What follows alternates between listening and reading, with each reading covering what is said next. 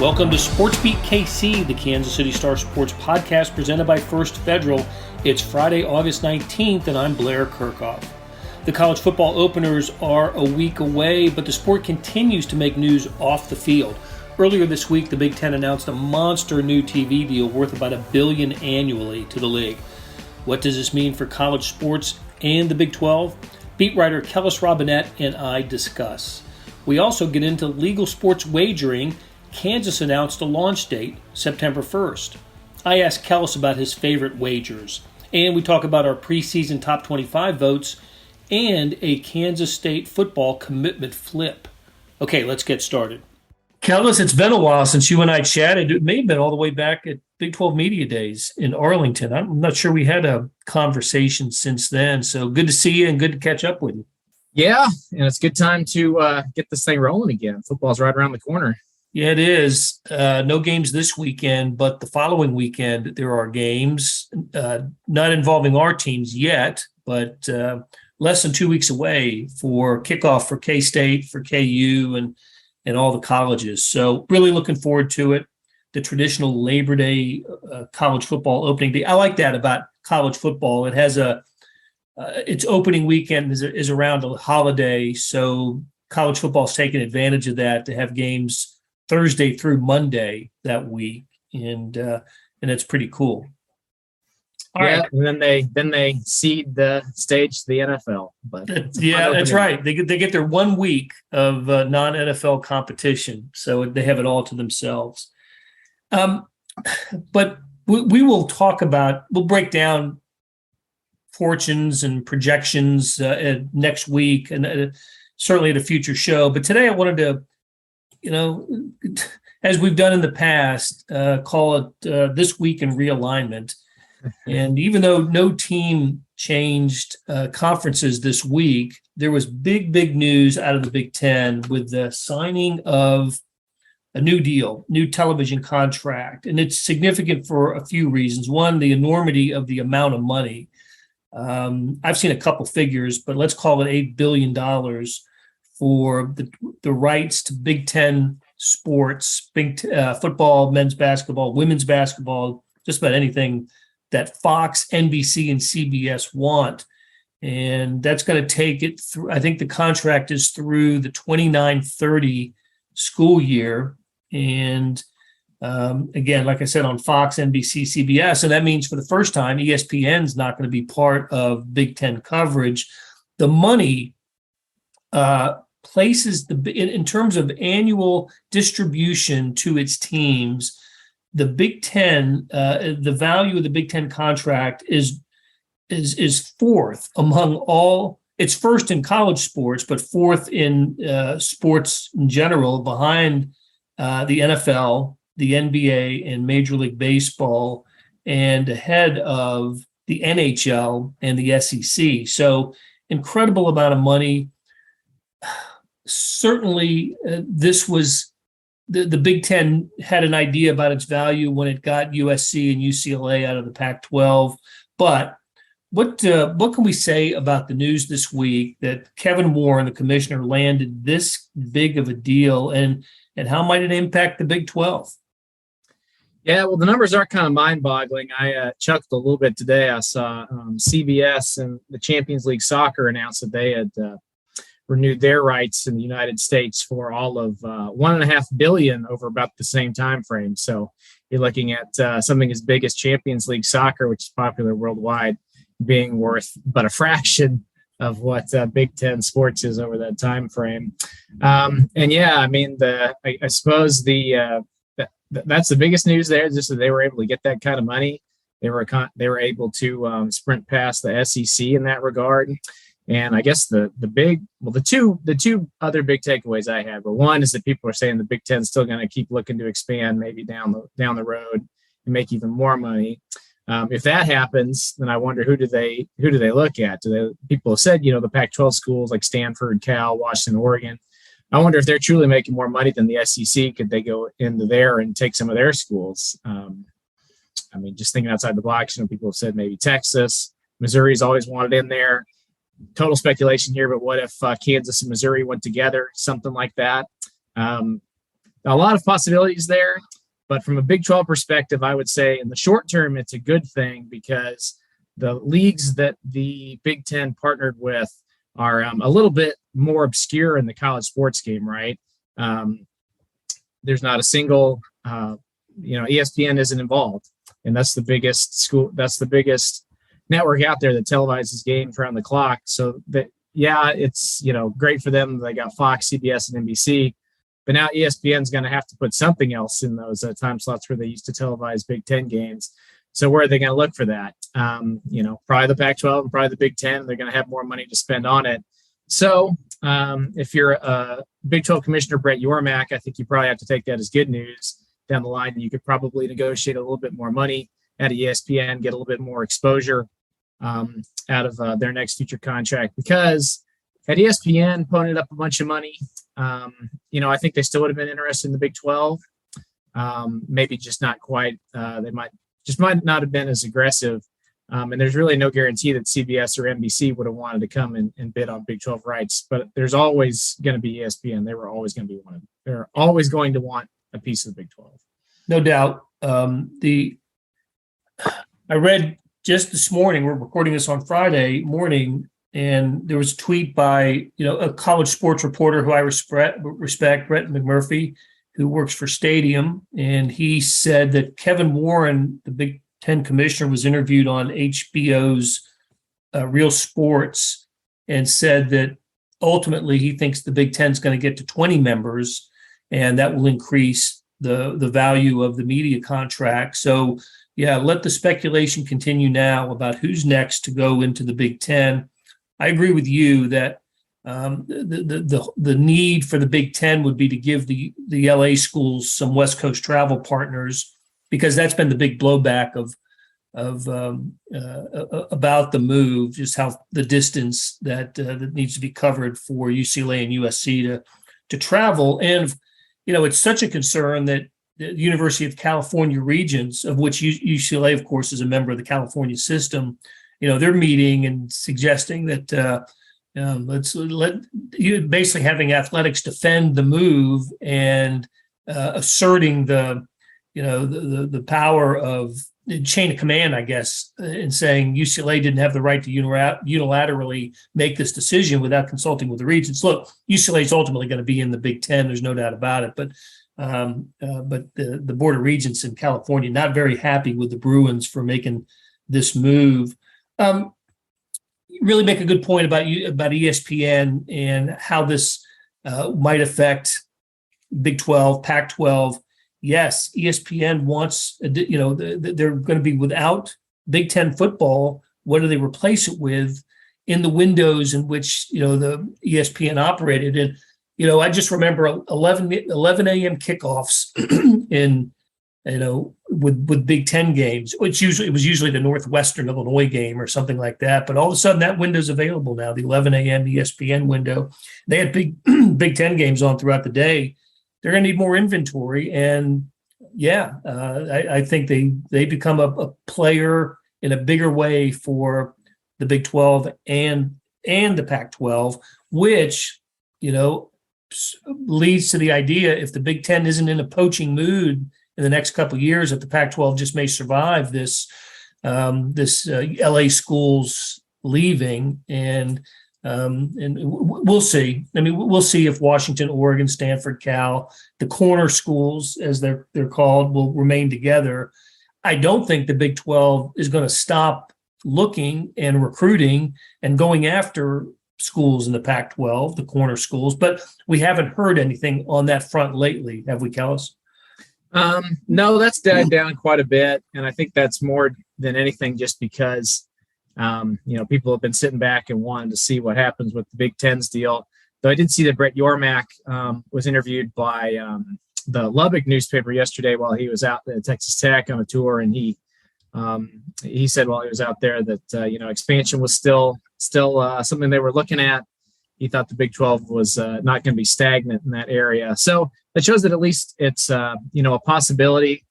And I think that we'll find out a lot, probably not quickly, but within the next year, about what might happen with any Pac-12 schools potentially joining the Big 12. If they can't secure a deal that they like from ESPN or Fox moving forward, or if they have to bend over backward too much for Washington and Oregon, like schools in our neck of the woods have had to do for Texas and Oklahoma over the years, maybe that becomes a viable play. The thing that still interests me about it is the Big 12, I think, is in a little bit better position of strength here, because when they're dealing with television networks, they have the ability to, like you said, fill a lot more windows than the Pac-12 does, because no Pac-12 school is willingly going to be playing their games at noon Eastern time. But there are plenty teams 9 a.m. Breakfast in Pullman. Right. They can talk all they want about, they got their late night, 10 o'clock Eastern time games. But I think there's a scenario where the Big 12 could cover all those windows. You've got, especially with Central Florida, West Virginia, Cincinnati. Cincinnati. And nobody, people here, don't love the 11 a.m. kicks, but a few every year is no big deal. So they could fill, that Illinois Northwestern time slot that everybody has grown so accustomed to in the Big 10 and 11 a.m.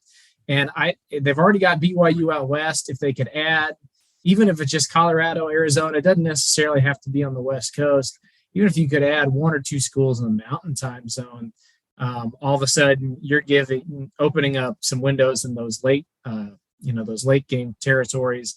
And I think the Big 12 could be the conference that has, games on all day, whereas the Big Pac-12 couldn't. So I think that's an advantage both in realignment and in TV negotiations. Yeah. One more aspect of the new Big Ten network before we leave the topic. Basketball. All of a sudden, Big Ten basketball not going to be seen on ESPN. I forgot what night of the week Big Ten was. That Tuesdays they had Super Tuesday. Super Tuesday. That's a loss. Not having your basketball on ESPN. Big Ten basketball is going to have to find an audience. It's already on most of the games are on the Big Ten network, but CBS is going to do the conference tournaments, but the streaming services, FS1 and Peacock, will take Big Ten basketball games as well. And just going to be more difficult to find. And I think it'll, for at least initially, kind of lower the profile of the Big Ten. You're not going to, having ESPN in your corner for basketball with all the promotion and the exposure is a great thing, as the Big 12 has learned over the years. I think the Big 12 has benefited greatly by its Big Monday time slot and having ESPN, lead into the games that they do. And so that's something the Big Ten is going to lose. And maybe that's only significant to people who live in our part of the country where, there's just certain markets where college basketball is so important. If it were the Big 12, I would hate to see them lose an ESPN Big Monday slot if it ever came to that.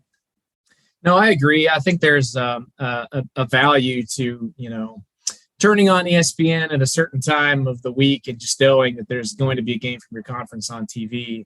And that's something the Big Ten is going to lose. And, I think they'll be fine with the money they got, but it is a trade-off. People are starting to get used to it, but you saw when the Big 12 started to move a lot of their basketball games to ESPN Plus. At first, people didn't like it. It wasn't right there on ESPN anymore. And they are getting used to it, but definitely the big Monday time slot, just knowing that there's going to be something on, even if it's not your team's, hey, I can check out what's going on in the rest of the conference. It's an advantage. And plus, if you're affiliated with ESPN, they're going to show you on SportsCenter. They're going to be more inclined to send College Game Day to your campus.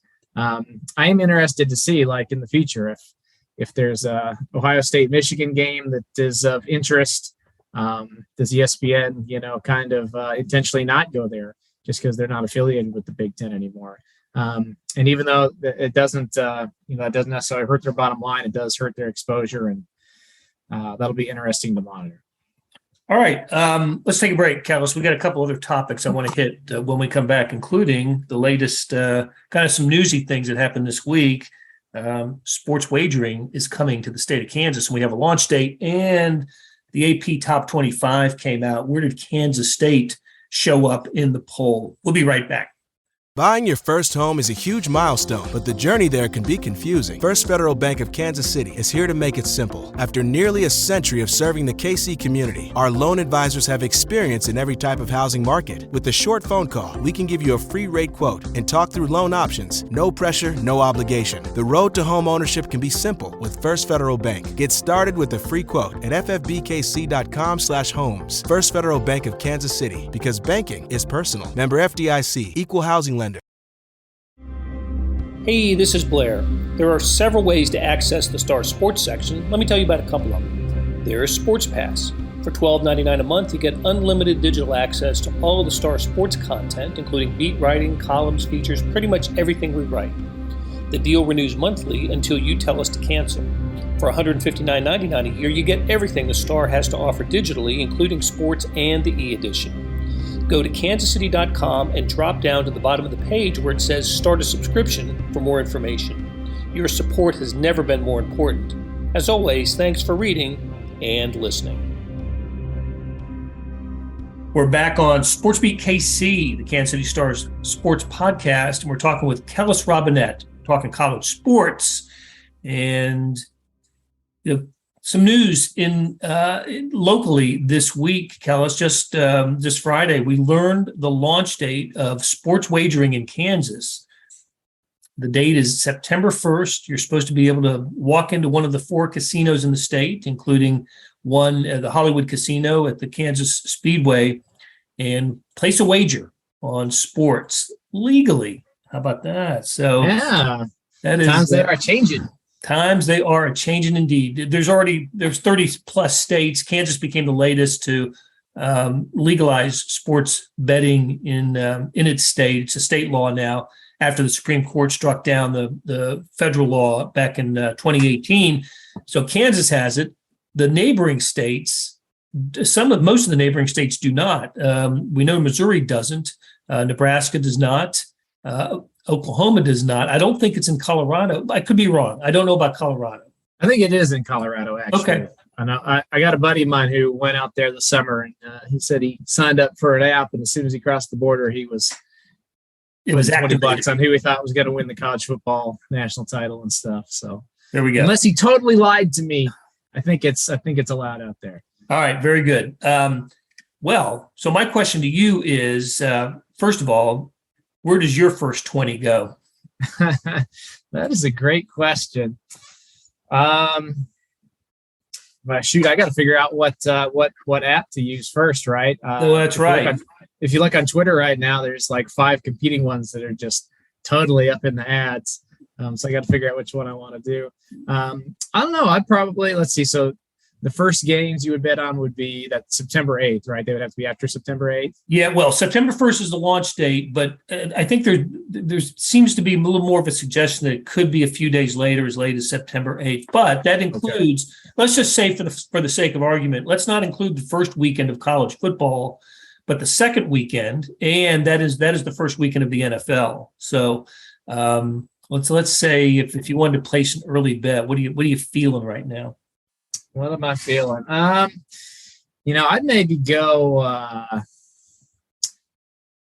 maybe find a game with a really high over and go under on it. I feel like those first couple weeks of the season, people are still trying to figure things out, and we've seen it before when teams are expecting to be really good, just get out there and they haven't worked everything out yet. They don't score a whole lot of points. You remember Clemson, Georgia last year? Everybody thought it was going to be terrible game, amazing thing. And it was like 10-3 or 7-3. Yep. I mean, hey, those two teams had great defenses, but if they'd have met later in the season, I think it'd have been a little higher scoring. So that's kind of maybe where I'm thinking, find a game with an unusually high over under and just say, no, I'm going to think that these teams slog it out and go under. I'd have to look at the actual schedule, but that would be my tip.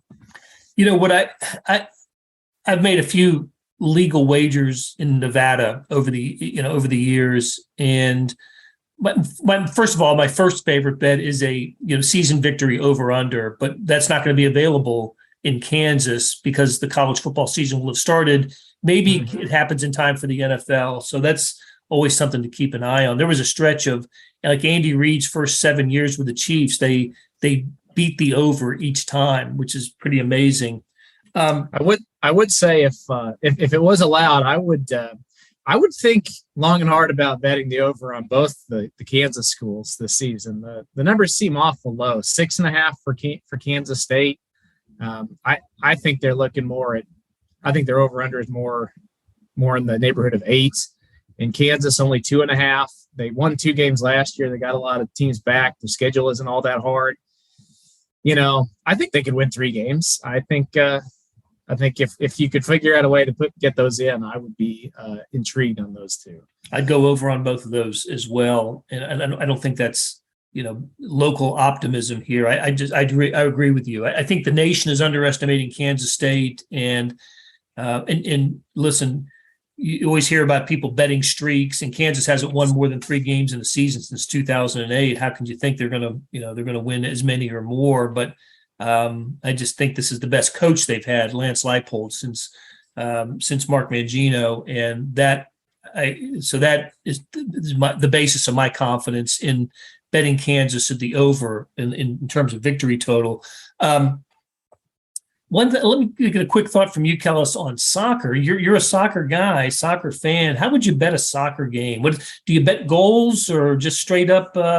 Is it money line? You just bet who wins or loses? How does it work in soccer? It's been a minute since I've bet on a soccer game, but I was in Las Vegas once when I think the Champions League was going on. And I bet on a game, and I believe it's a lot like any other sport. You can bet straight up. You can bet with a spread. A lot of times the spread is just minus half a goal or something, minus a goal and a half, one way or the other. I don't think you're ever going to find anything unless it's a super lopsided game that's like where you're getting 3 or 4 goals or something like that. But I'm pretty sure it's all the same. You can bet line, you can bet straight up, you can bet over under. I think there are even prop bets where you can say who bets a goal, who scores first, stuff like that. But it's been, this is my bachelor party when I was doing this. So we're talking 14 years ago. I might need a little refresher. Well, the reason I bring it up is, of course, Sporting Kansas City is the state of Kansas's professional sports, major league sports team. And there will be interest in wagering on Sporting KC games, and they're having a terrible season. They're worse under Peter Vermees at this point. But anyway, with all the soccer attention that's going to come to Kansas City with the World Cup in 2026 and the World Cup yet to be played this year, I just think we'll see people interested in that sport in a way that maybe they haven't been, having a wagering interest. And I think we're going to see in our little corner of the world here, the state of Kansas and in Kansas City, just an overall interest in sports. It was I just had talking to a buddy about this yesterday. Said if you're old enough to remember when fantasy sports became such a big thing, that it did change the interest and accelerated the interest in baseball and other sports. Maybe legalized wagering now in more than 30 states, and it's going to be more.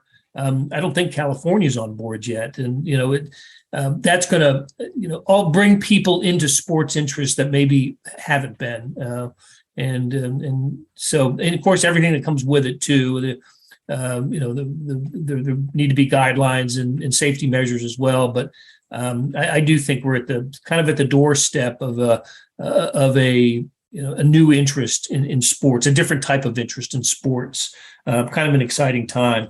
Okay, let's the top 25, the AP top 25 out this week.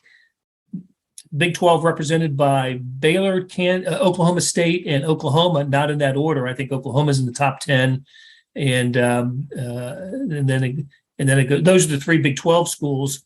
But new Big 12 schools take up the last 3 spots. And I don't remember the order, but BYU, Houston, and Cincinnati are part of that. Central Florida, along with Kansas State, are receiving votes. Kellis, I believe you have a vote in the poll this year, and I do too. So this is a conversation between the lone Kansas voter and I don't know if I'm the lone Missouri guy, but if I'm not, I'm one of 2. where did you have Kansas State, or did you have K-State in your top 25? Well, you are much more of a hero in email land than I am right now, because you voted Kansas State in your top 25. I did. I did not. Where did you have them ranked? I have them 25th. 25. Okay. I thought about ranking Kansas State. They were definitely one of my last teams out. But the more I kind of looked at it, there are just a few teams I liked a little bit better preseason. If it was a top 30, I would have had Kansas State. They came in unofficially, if you just go by the votes they got there, at number 38. So 13 spots outside the poll. I think I looked online. It's kind of funny. They were also ranked 38 in ESPN's SB Plus preseason poll. So perfect harmony right there. I think Kansas State definitely could surprise and get in there awful quick, especially if they win their first two games, with that second one coming against Missouri. But yeah, for right now, they're just a little bit on the outside. Well, and look, I don't think there's a heck of a lot of difference in teams ranked in the final 5 of the top 20. It might even go deeper than that, maybe final 8 or 9. And then the first 10 or 15 outside the top 25. These are all schools that you think are going to finish somewhere in the 8-4, 7-5, 8-4, 9-3 range of the regular season. And I definitely think Kansas State is going to be one of those types of teams with an outside shot of finishing in the top 2 and playing in the Big 12 championship game. This is just one of those instances where I couldn't tell you the difference right now between Kansas State and, I don't know, Kentucky or Miami or any of those. But what and the transfer game makes it so hard too. I mean, you look at the Big 12, look at all these transfers coming in. Like, how good is Quinn Ewers going to be at Texas? Is he a number 1 ranked recruit, or is he still learning? Is Adrian Martinez going to be the best of what we saw at Nebraska, or the worst? Is JT Daniels good at West Virginia? I don't know, but all these teams have got all these guys. Oklahoma, for crying out loud. Right. Dylan Gabriel has a brand new transfer quarterback. You know, if these guys come in and light the world on fire, then yeah, these teams are going to be great. But if not, it's just such a wild card. That's what makes it interesting. I agree with you. From the spots 20 to like 45, I wouldn't really disagree with you one way or the other on any of those teams right now. Yeah, and I just wanted to use my vote to at least. I didn't know if Kansas State was going to get any votes, but I think they deserved to be in the preseason top 25. You usually have about 50 schools. I didn't count them, but about 50 schools that get a vote or so, something like that. I don't know how deep it drops, 45 to 50. 48 this year. Okay, 48. I thought Kansas State should be represented on that list. And, if I sacrificed, Wake Forest, or actually I had Wake Forest in my top 25, but I name a school. I was okay with that. I just thought they deserved to have some kind of recognition in the top 25. Now, it's obviously a fluid poll, and teams will lose and drop. But I actually don't think Kansas State's going to lose early. I think they're going to win those home games early on. So. Oh, I agree. And one thing we've seen every single season under Chris Kleiman, interestingly, is by the end of non-conference play, he's had. Well, by the end or the very start of conference play, he's had Kansas State ranked. Every season he's been at Kansas State. They just haven't finished that way. So it's interesting. They always seem to have these pretty good starts, get everybody believing, and they kind of teeter off a little bit before they figure it out late. So interesting. All right, let's stay on. You cover these guys on a daily basis. Let's stay on Kansas State. Like I said earlier, we're going to get into it in a much bigger way before the season starts. But a few weeks ago, they were rolling along in football recruiting and commitments, and it was just like one piece of good news after another. And then all of a sudden, one of their guys reopened his recruiting, one of their commitments, and one of their bigger names, Dylan Edwards, the running back from Wichita, and flipped to Notre Dame. What's the story behind that, Kellis? Well, there's a lot that has gone into it. Basically, the long story short is he got an offer from Notre Dame that he did not have when he originally committed to Kansas State. Thought it was too good to ignore. Wanted to check it out. Thought the idea of playing at, a traditional power like Notre Dame was maybe a little bit cooler than coming to Kansas State. And he got offered actually at a Under Armour camp in Florida, I believe. A Notre Dame recruiter was out there, saw him run a 40-yard dash and almost 4.3 seconds flat, and said, man, that's fast. We should offer you a scholarship. And he thought enough of it that he went on a visit, loved it, decommitted almost immediately, and then the next weekend flipped his commitment to Notre Dame. And that, unfortunately, is just one of the things that can happen when you're recruiting, big-time college football players. It doesn't happen a lot in this state because a lot of the times, you're just dealing with 3-star players who, once they commit to Kansas State, there's not a whole lot of other attention to them. Nobody coming into Kansas to check them out. They honor their commitment. They stay here. It's happened before. I remember a center, a lineman, when Snyder was around, flipped to Texas at like the very last minute. But there's not been a lot of other high-profile players leaving Kansas State to go to like a blue blood. I think they lost a player to LSU a few years ago, but it's pretty rare. But it's going to happen more and more now that you've got a coach like Chris Kleiman who wants to recruit the best players, tries to recruit the best players, and, was able to, at least for a little while, have Dylan Edwards committed. The interesting thing with him is just I never got the vibe, even at his announcement ceremony, when he said there's no way he was going to decommit, there's no way he was ever going to transfer. He was, K-State through and through. I always kind of got the sense that he was kind of settling on the Wildcats. I was under the impression that he wanted to go to Oklahoma, but the week before he committed, they loaded up on running backs. They didn't have any more spots for him. At that time, Kansas State was rumored to really be getting involved with John Randall Jr., another 4-star running back in Wichita, and there's kind of some thought that, well, if Dylan Edwards didn't hurry up and commit, he might lose a spot to Kansas State too. So not that he wouldn't have been good at Kansas State or didn't want to come play for the Wildcats, but I think he maybe felt a little bit rushed there, and that I better just go ahead and get my spot saved here. And had Notre Dame not come along, he probably would have still been at K-State, but he's also a guy who really likes attention. He loves getting shout outs on Twitter. He loves being, there had been some debate. Some websites had him as a 3-star guy. Some websites had him as a 4-star guy. I know his family didn't really love it if you were a reporter and you referred to the rankings that had him as a 3-star guy.